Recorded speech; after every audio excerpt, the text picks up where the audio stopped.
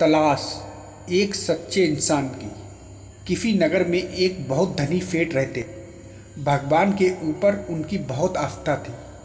उन्होंने गरीबों और असहाय लोगों की मदद करने का सोचा, इसलिए उन्होंने नगर में एक मंदिर बनवाया, पूजा करने के लिए एक पुजारी की नियुक्ति भी की और बहुत सारी ज़मीन मंदिर के नाम की, जिससे मंदिर में होने वाले खर्चे में कोई कमी ना आ सके।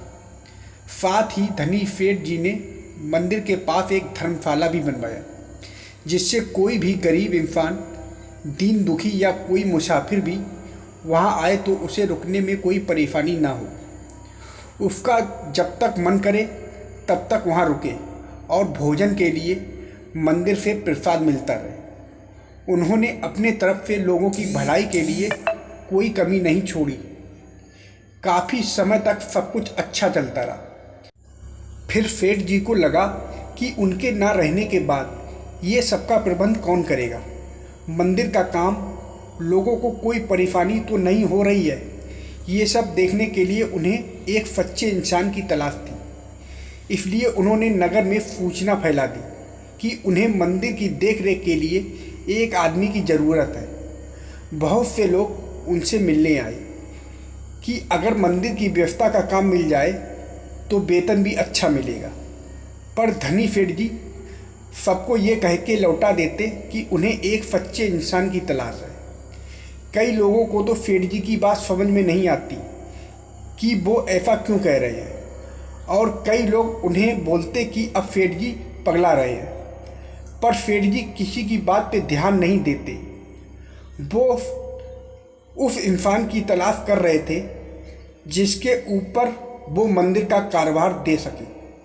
सेठ जी रोज़ अपने घर की छत पे बैठ के मंदिर में आने जाने वालों को बड़े ध्यान से देखा करते थे। एक दिन एक आदमी मंदिर में भगवान के दर्शन करने आया। देखने से वो इंसान बहुत गरीब लग रहा था। ना ही वो पढ़ा लिखा लग रहा था और ना ही उसका पहनावा अच्छा था। जब वह दर्शन करके वापस जाने लगा तो धनी सेठ जी ने उसे अपने पास बुलाया और उससे कहा, क्या आप इस मंदिर की व्यवस्था का कारोबार संभालेंगे? वो इंसान थोड़ा सहम सा गया। उसने सेठ जी से कहा, मैं तो पढ़ा लिखा भी नहीं हूँ, मैं ये काम कैसे कर सकता हूँ? तब सेठ जी ने कहा, मुझे पढ़े लिखे लोगों की तलाश नहीं, मुझे तो एक सच्चे इंसान की तलाश थी जो इस मंदिर की देख रेख कर सके। तब उस इंसान ने कहा, आपने इतने सारे लोगों में मुझे ही सच्चा इंसान कैसे माना? फिर उस धनी सेठ ने कहा, मैं जानता हूँ कि तुम एक सच्चे इंसान हो। मंदिर के रास्ते में एक पत्थर का टुकड़ा गड़ा रह गया था और वो एक साइड से ज़मीन से बाहर निकला हुआ था। मैं हमेशा अपने घर की छत से बैठ के देखता था। उस पत्थर के टुकड़े की नोक से लोगों को ठोकर लगती थी। लोग गिरते फिर उठ के चले जाते।